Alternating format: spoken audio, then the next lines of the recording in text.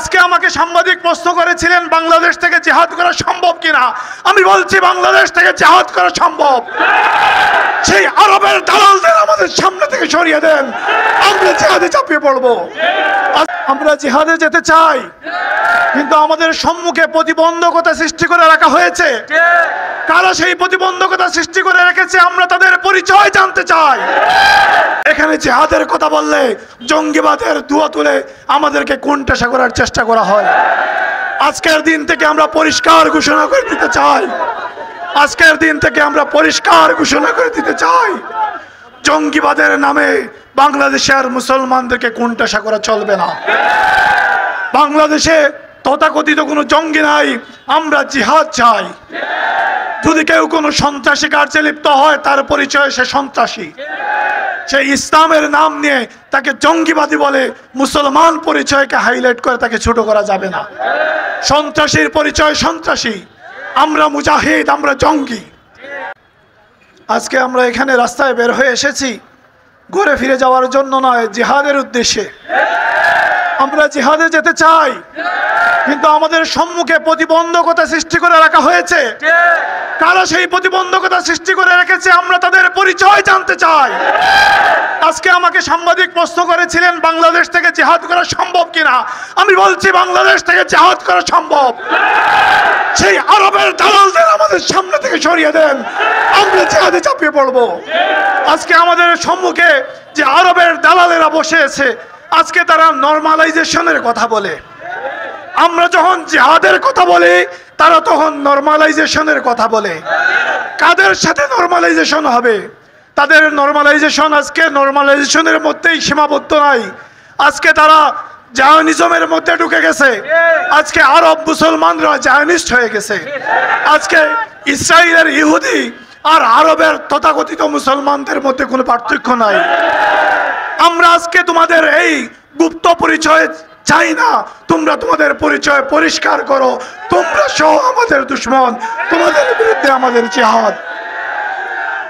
আজকে আজকে আজকে বাংলার আবামর জনতা বের হয়ে এসেছেন জিহাদের উদ্দেশ্যে।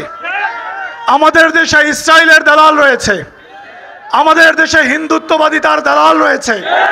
এখানে জিহাদের কথা বললে জঙ্গিবাদের দুয়া তুলে আমাদেরকে কোণঠাসা করার চেষ্টা করা হয়।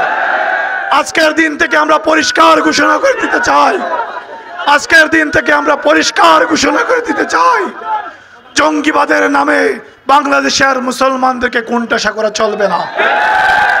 বাংলাদেশে তথাকথিত কোনো জঙ্গি নাই, আমরা জিহাদ চাই।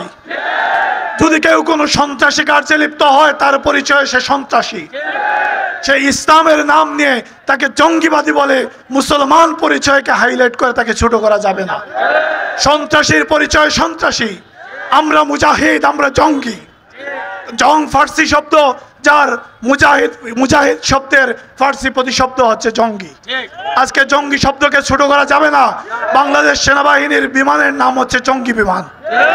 যদি জঙ্গি শব্দের প্রতিশব্দ সন্ত্রাসী হয় তাহলে সর্বপ্রথম বাংলাদেশ সেনাবাহিনীর বিচার করতে হবে। এই জন্য জঙ্গি শব্দ দিয়ে আমাদেরকে কোণঠাসা করা চলবে না। আজকে যারা দিল্লিতে বৃষ্টি হলে ঢাকায় ছাতা ধরেন, আপনাদের দিন শেষ। দিল্লির দালালি বাংলাদেশে চলবে না। বাংলাদেশের মুসলমানদের স্বার্থকে যারা জলাঞ্জলি দিয়ে ভারতের মুসলমানদের এই ওয়াকফের শত হাজার লক্ষ একর জমি যারা গ্রাস করার অপচেষ্টায় লিপ্ত হয়েছে তাদের বিরুদ্ধে আমাদের জিহাদ। আমরা প্রয়োজনে সশস্ত্র জিহাদে যদি আমরা আমাদের নেতৃবৃন্দ আমাদেরকে আহ্বান করেন, আমি আজকের বাংলাদেশের উলামায়ে কেরামকে আহ্বান করব, আপনারা এক ছাতার নিচে আসেন। আপনারা আপনাদেরকে আহ্বান করেন, আমরা বিচ্ছিন্নভাবে কোনো সন্ত্রাসী কার্যকলাপে লিপ্ত হব না। আপনারা একত্রিত হন, আমাদেরকে জিহাদের জন্য আহ্বান করেন। আমরা সশস্ত্র জিহাদের জন্য প্রস্তুত রয়েছি, আমরা কিতালের জন্য প্রস্তুত রয়েছি। আমি আমার কথা দীর্ঘায়িত করছি না। বাংলাদেশের আপামর জনতা আজকে জিহাদের জন্য প্রস্তুত হয়ে গেছে। আমাদের যে ওয়াইসি নামক এটা মৃত সংগঠন আমাদের ছিল, তার কোনো অস্তিত্ব আজকে নাই। এই সকল বিভিন্ন ওয়াইসি বা এই সকল আরব লীগ নামক সংগঠন করে আমাদের রাস্তায় প্রতিবন্ধকতা সৃষ্টি করবেন না। আপনারা আপনাদের পরিচয় পরিষ্কার করেন। আমরা আমাদের মুসলমান পরিচয় নিয়ে আমাদের ফিলিস্তিনি ভাইদের পাশে দাঁড়াতে চাই। সবাইকে মোবারকবাদ জানিয়ে আগামী দিনের সকল আন্দোলন সংগ্রামে আপনাদের আবারও আহ্বান জানিয়ে আমার কথা এখানেই শেষ করছি।